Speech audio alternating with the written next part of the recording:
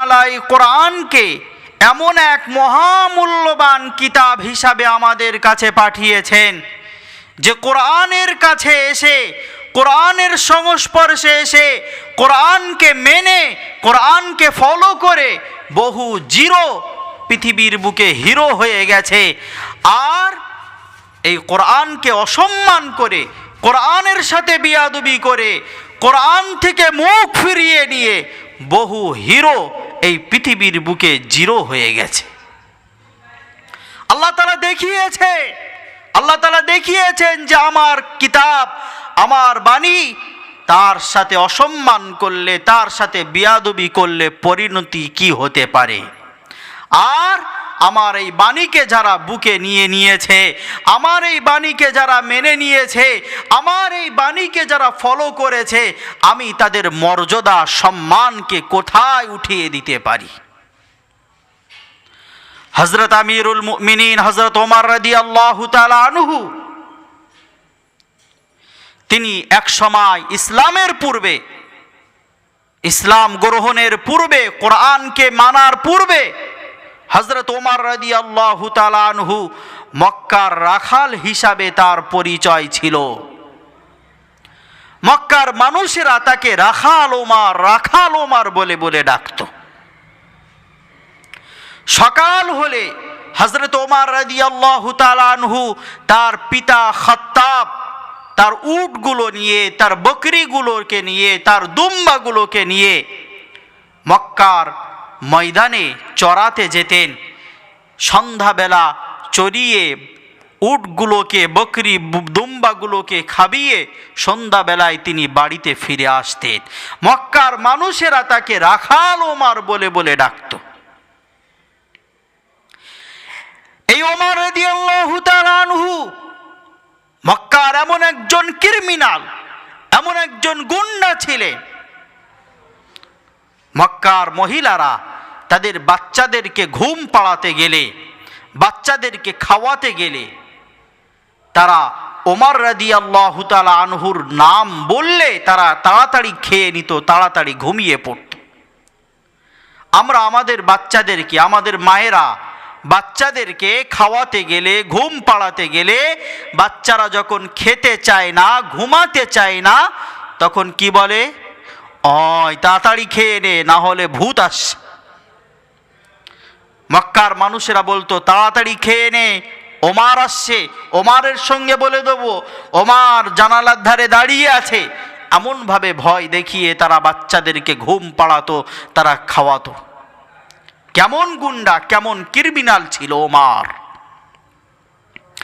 এই ওমর রাদিয়াল্লাহু তাআলা আনহু যখন ইসলামের সংস্পর্শে এসেছেন, যখন কোরআনকে নিজের জীবনে বাস্তবায়ন করেছেন, কোরআনকে তিনি যখন ফলো করেছেন, আল্লাহ পাক রব্বুল আলামিন তার সম্মানকে আকাশ চুম্বি করে দিয়েছেন।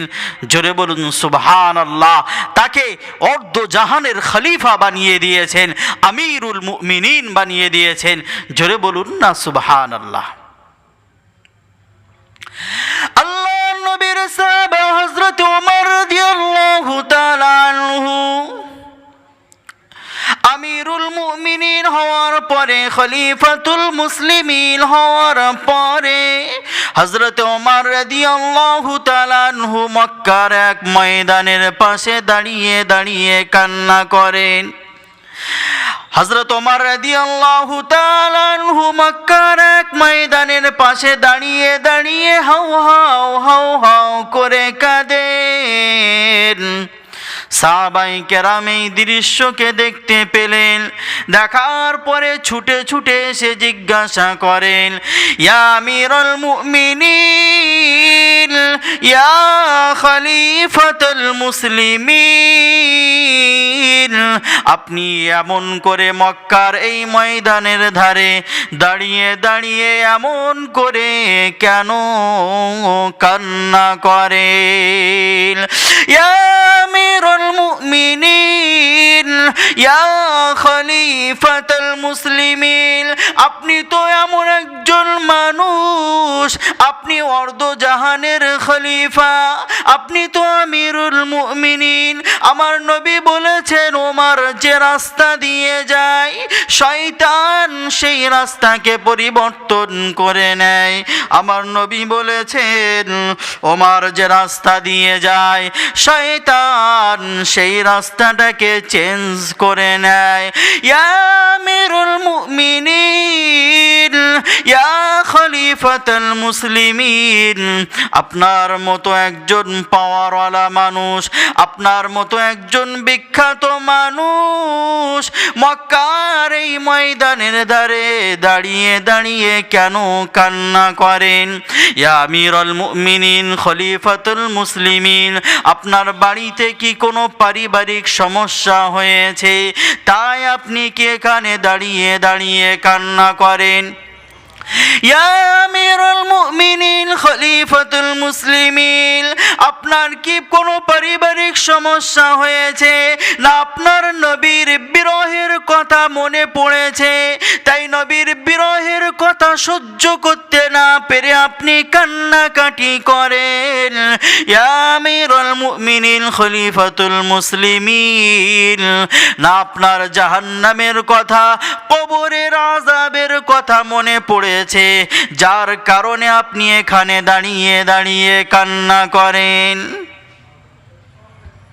হযরত ওমরকে সাহাবায়ে কেরাম জিজ্ঞাসা করলেন, ইয়া আমিরুল মুমিনিন, খলিফাতুল মুসলিমিন, কি ব্যাপার আপনি এখানে দাঁড়িয়ে দাঁড়িয়ে কান্না করছেন, অথচ আপনাকে দেখে শয়তান পর্যন্ত রাস্তা পরিবর্তন করে পালিয়ে যায়।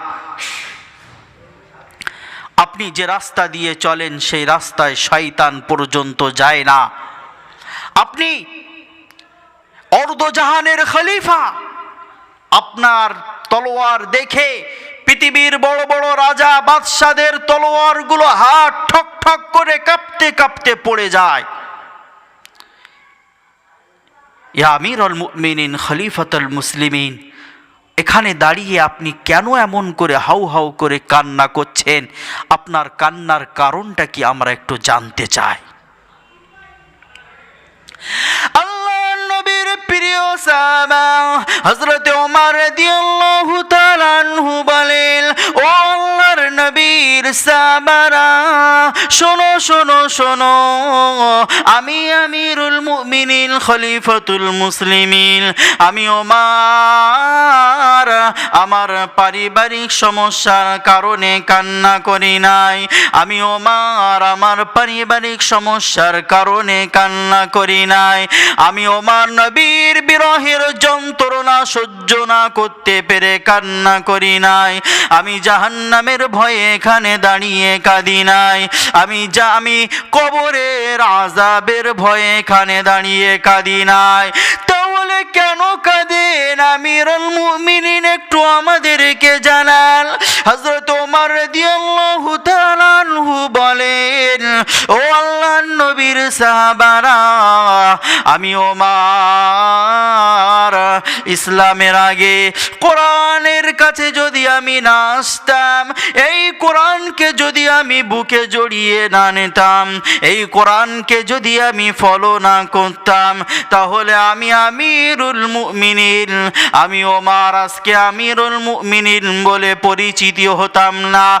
আজকের তোমরা আমাকে আমিরুল মুমিনিন, খলিফাতুল মুসলিমিন বলো, আজকের তোমরা আমাকে আমিরুল মুমিনিন বলো, তোমরা বলো অর্ধজাহানের খলিফা। আমার তলোয়ার দেখে অর্ধজাহান পৃথিবীর বড় বড় বেঈমানেরা, বড় বড় রাষ্ট্রের সেনা প্রধানরা, আমি ওমর আমার তলোয়ার দেখে তাদের তলোয়ার গুলো কাঁপতে কাঁপতে পড়ে যায়। আজকে তোমরা আমাকে বিভিন্নভাবে আমাকে সম্মান জানাও। আমার নবী আমার ব্যাপারে বলেছেন, লাউ কানা নাবিয়্যাম বাদি আনা খাতামুন নবিয়্যিন, আমি হলাম শেষ নবী, আখির জামানার নবী, আমার পরে আর কোনো নবী আসবে না। লাউ কানা নাবিয়্যাম বাদি লাকানা উমারু নাবিয়্যা, আমার পরে যদি কেউ নবী হিসাবে আসতো, আমার পরে কেউ যদি নবী হিসাবে আসতো, তাহলে ওমরের ভিতরে এমন গুণ, এমন যোগ্যতা ওমরের ভিতরে আছে, পৃথিবীর বুকে ওমর নবী হয়ে আসতো। জোরে বলুন। আমার পরে যদি কেউ নবী হিসাবে আসতো, তাহলে ওমরের মধ্যে সেই গুণ, সেই যোগ্যতা আছে যে ওমর পৃথিবীর বুকে নবী হিসাবে আসতো। আজকে আমি এই ময়দানের ধারে দাঁড়িয়ে দাঁড়িয়ে এই জন্য কাঁদি, আমি ওমর কোরআনকে যদি না মেনে নিতাম, আজকের মক্কার মানুষেরা, মদিনার মানুষেরা, গোটা বিশ্বের মানুষেরা আমাকে রাখাল ওমর বলে জানতো, আমাকে গুন্ডা ওমর বলে জানতো। কিন্তু আমি যখন এই কোরআনকে মেনে নিয়েছি, আমি প্রত্যেক দিন বাড়ি থেকে সকালবেলা আমার আব্বা খাত্তাবের উটগুলো নিয়ে, বকরিগুলো নিয়ে, দুম্বাগুলো নিয়ে এই ময়দানে আমি চড়ানোর জন্য আসতাম। সারাদিন আমি চড়ানোর পরে দুপুরের কঠিন রৌদ্রের সময়, যখন আমি দুপুরের কঠিন রৌদ্রের তাপ সহ্য করতে না পারতাম, উটের পিছনে গিয়ে বসতাম। উট আমার মাথার উপরে পেশাব করে দিত, উট আমার মাথার উপরে পেশাব করে দিত। ওই পেশাবটা আগুন রৌদ্রের তাপে শুকিয়ে যেত। সন্ধ্যার সময় আমি বাড়ি ফিরে যেতাম, মক্কার মানুষেরা আমাকে রাখাল ওমর বলে ডাকতো। আল্লাহর কসম করে বলছি, এই কোরআনের কাছে যদি আমি না আসতাম, আজও মক্কার মানুষেরা, মদিনার মানুষেরা আমাকে আমিরুল মুমিনিন, খলিফাতুল মুসলিমিন বলে ডাকতো না, বরং আমাকে রাখাল ওমর, গুন্ডা ওমর বলে ডাকতো। আজকে যে আমাকে তোমরা এত সম্মানে যে আমাকে ডাকো, আমাকে যে বলো আমিরুল মুমিনিন, খলিফাতুল মুসলিমিন, আল্লাহর কসম এই কোরআনের কাছে এসেছিলাম, এই কোরআনের কথাগুলোকে শুনেছিলাম, যার কারণে এই কোরআনকে মেনেছিলাম, যার কারণে আমার এই সম্মান। আজ যদি আমি এই কোরআনের কাছে যদি না আসতে পারতাম, কোরআনকে যদি না মানতে পারতাম, কোরআনের ফলোয়ার যদি না হতাম, আজও আমার নাম রাখাল ওমর, গুন্ডা ওমর বলে মক্কার মানুষেরা আমাকে ডাকত। সেই ওমর রাদিয়াল্লাহু তাআলা আনহু যে মক্কার রাখাল হিসাবে পরিচিত ছিল, আল্লাহ তাআলা এই কোরআনের বদলে জিরোকে আল্লাহ তাআলা হিরো বানিয়ে দিলেন। ঠিক তেমনি পক্ষান্তরে এই কোরআনের সঙ্গে যারা বিয়াদবি করেছে, এই কোরআনকে যারা অসম্মান করেছে, আল্লাহ তাআলা যুগে যুগে তাদেরকে হেনস্থা করেছেন, তাদেরকে অসম্মানিত করেছেন, তাদেরকে সমাজের কীট পতঙ্গ বানিয়ে দিয়েছেন। আপনারা জানেন, গত কয়েক বছর আগে ওয়াসিম রিজভী বলে এক কুখ্যাত বেঈমান, নাম তার মুসলমান ছিল, সে শিয়া ওয়াকফ বোর্ডের চেয়ারম্যান ছিল, বড় দায়িত্বশীল ব্যক্তি ছিল, কিন্তু একদিন কোরআনের সঙ্গে বিয়াদবি করলো। এই কোরআনের 26টি আয়াতকে নিয়ে সুপ্রিম কোর্টে চ্যালেঞ্জ জানালো যে কোরআনের এই 26টি আয়াত নাকি মানুষকে আতঙ্কবাদীর শিক্ষা দেয়, মানুষকে দেশদ্রোহী বানায়, মানুষকে মানবতা বিরোধী বানায়, মানুষকে হিংস্র বানায়। সুপ্রিম সুপ্রিম কোর্টে চ্যালেঞ্জ করলো।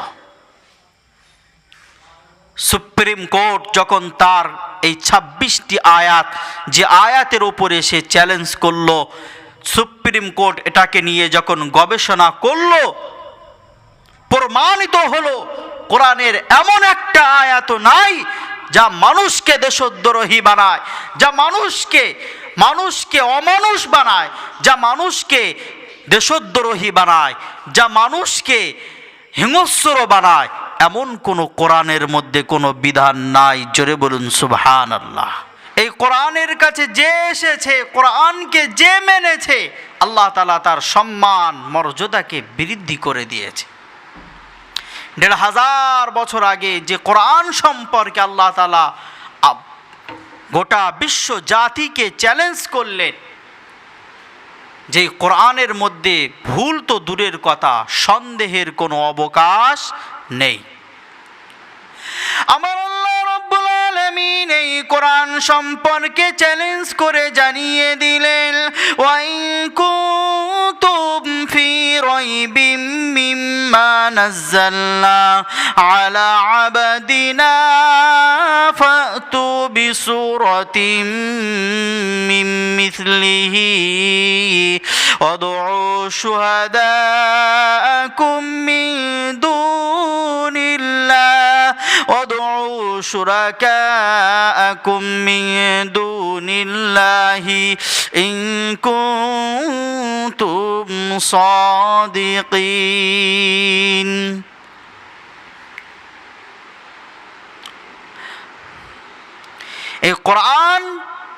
এই কোরআনের কাছে যে এসেছে, আল্লাহ তাআলা তার সম্মানকে বৃদ্ধি করে দিয়েছেন। কোরআনকে যে নিজের বুকের সঙ্গে লাগিয়ে নিতে পেরেছে, কোরআন অনুযায়ী যে বাস্তবায়ন, নিজের জীবনকে বাস্তবায়ন করতে পেরেছে, আল্লাহ তাআলা তার সম্মান মর্যাদাকে আকাশচুম্বী বানিয়ে দিয়েছে।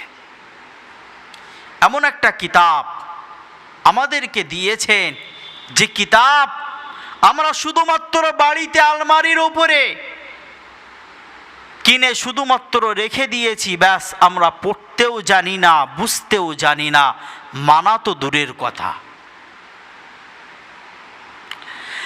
আমার আল্লাহ রাব্বুল আলামিন ১৫০০ বছর আগে জানিয়ে দিয়েছেন, ফামান তাবিআ হুদায়া ফালা খাউফুন আলাইহিম ওয়ালা হুম ইয়াহজানুন।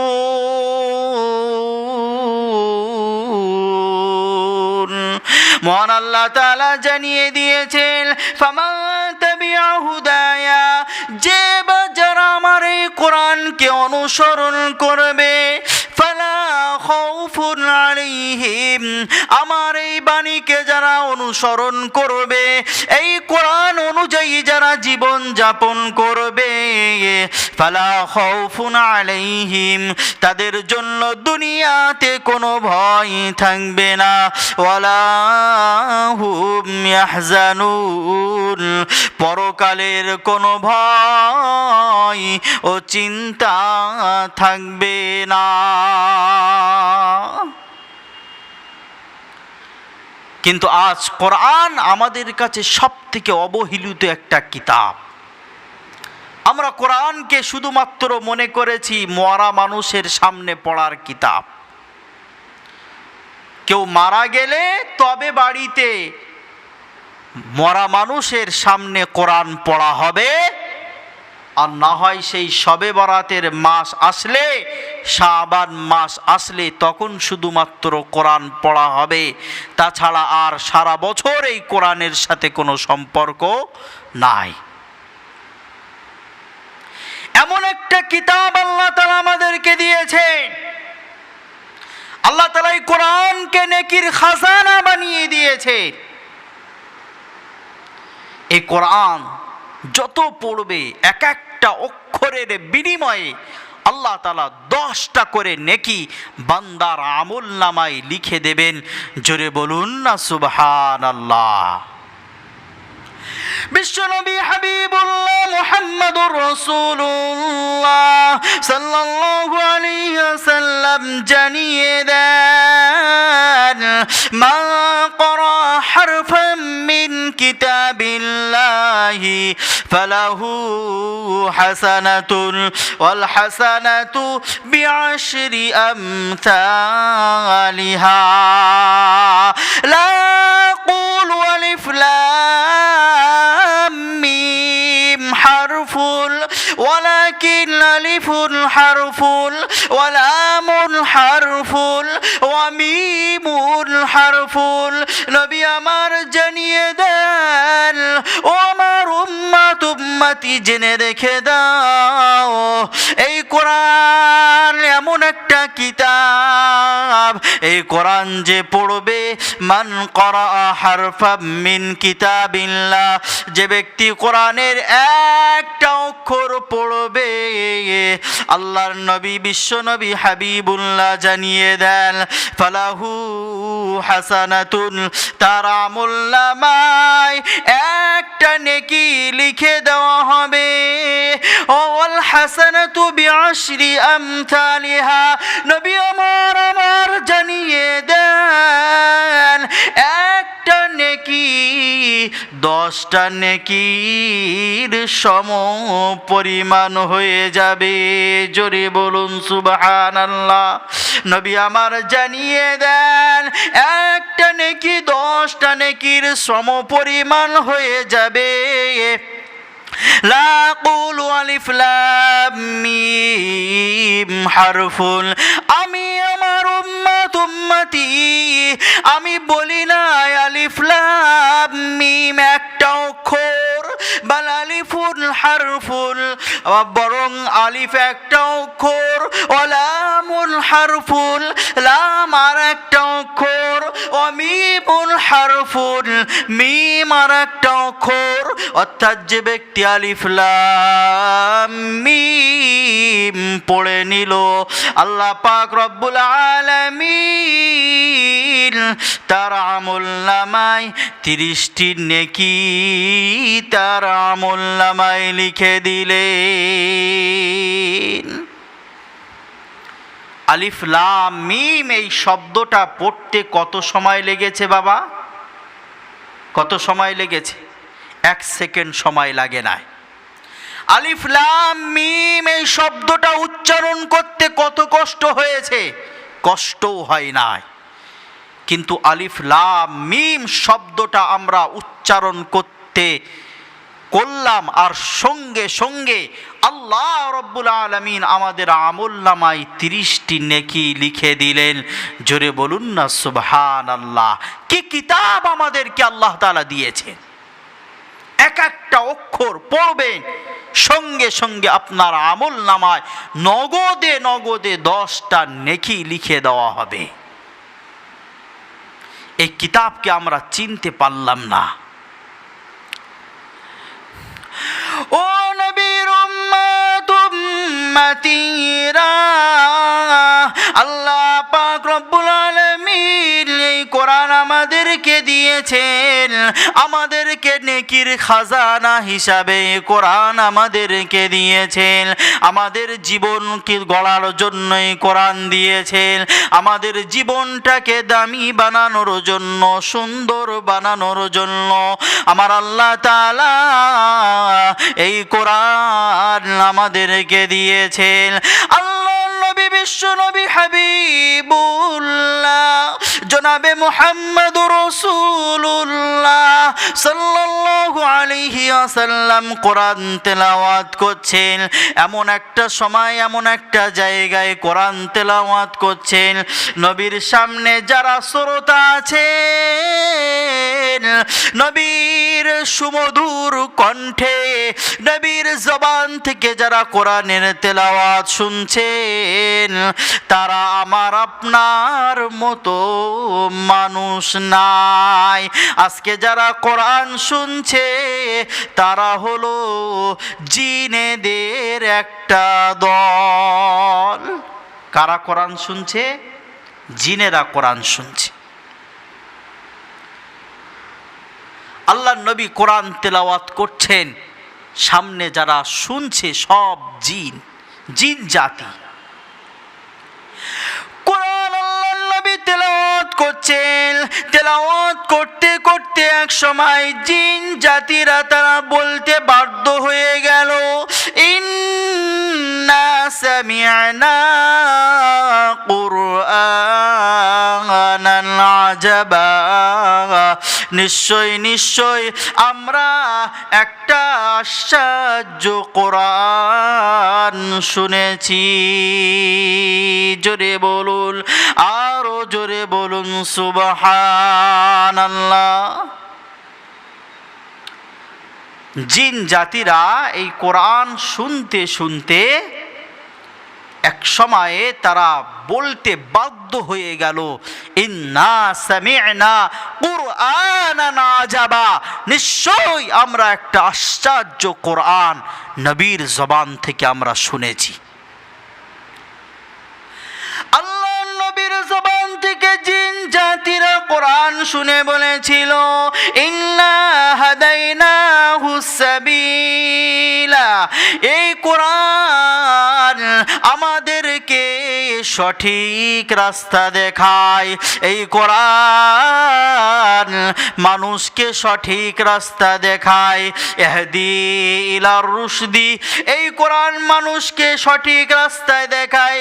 ফামান্না, আমরা এই কোরআনের উপরে ঈমান এনে নিলাম, এই কোরআনের উপরে ঈমান নিয়ে এসে আমরা কালিমা লা ইলাহা ইল্লাল্লাহু মুহাম্মাদুর রাসূলুল্লাহ পড়ে নিলাম।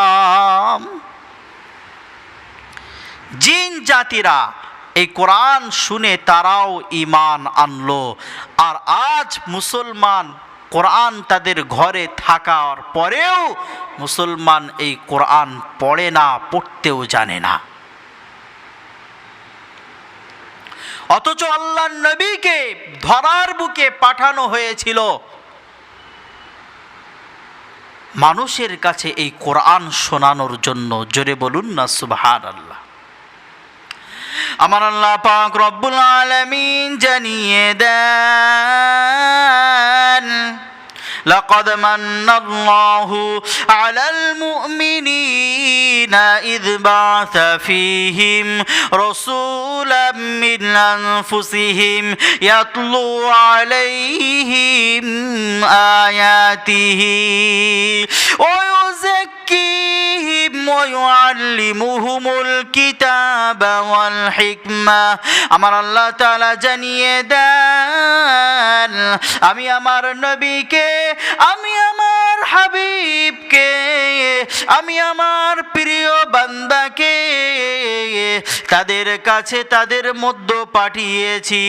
এটা আমার আল্লাহ, আমি আল্লাহ আমার পক্ষ থেকে মুমিনদের উপরে সব থেকে বড় ইহসান, বড় দয়া। আল্লাহ তাআলা যে তার হাবিবকে আমাদের কাছে পাঠিয়েছেন, এটা আল্লাহর পক্ষ থেকে মস্ত বড় ইহসান, মস্ত বড় দয়া।